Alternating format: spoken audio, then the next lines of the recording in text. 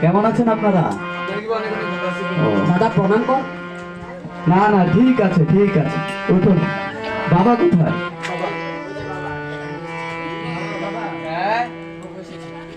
ও, প্রভু এসেছে। কি আবার প্রণাম করতে হবে, সেটা না হয় করে নিলাম। ও, ঠিক আছে ঠিক আছে। কিশোর প্রভু, হ্যাঁ প্রভু ওইদিকে আসুন। হ্যাঁ বলুন। আমার খুব ইচ্ছা, আমি তো ছোট থেকেই দেখছি আপনি অনেক পরিশ্রম করছেন, তাই আমি আপনাকে নিয়ে পুরী যাব তীর্থে। হ্যাঁ, তীর্থে যাব, পুরী তীর্থে। হ্যাঁ, ও দেখুন বাপু, আমি আমার সোজা কথা বলিনি। আমার কাছে টাকা টোকা নেই, দুই ছেলেকে রেখে ওর মা চলে গিয়েছে।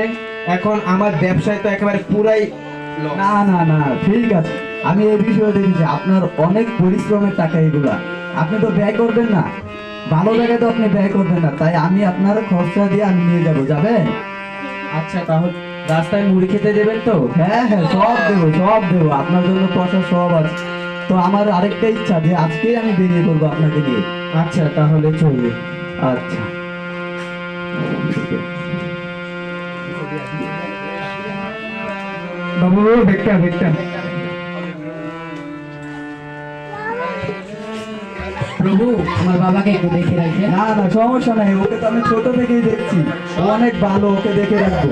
ঠিক আছে।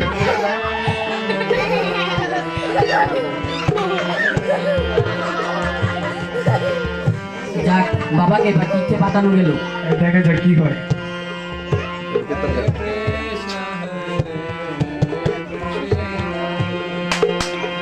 হরে কৃষ্ণ হরে কৃষ্ণ কৃষ্ণ কৃষ্ণ হরে হরে।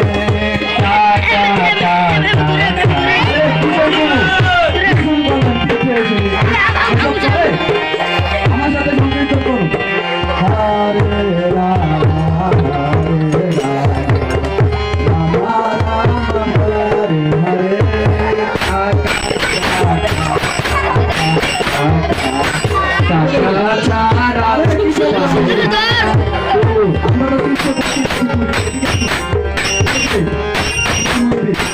এখান থেকে আমরা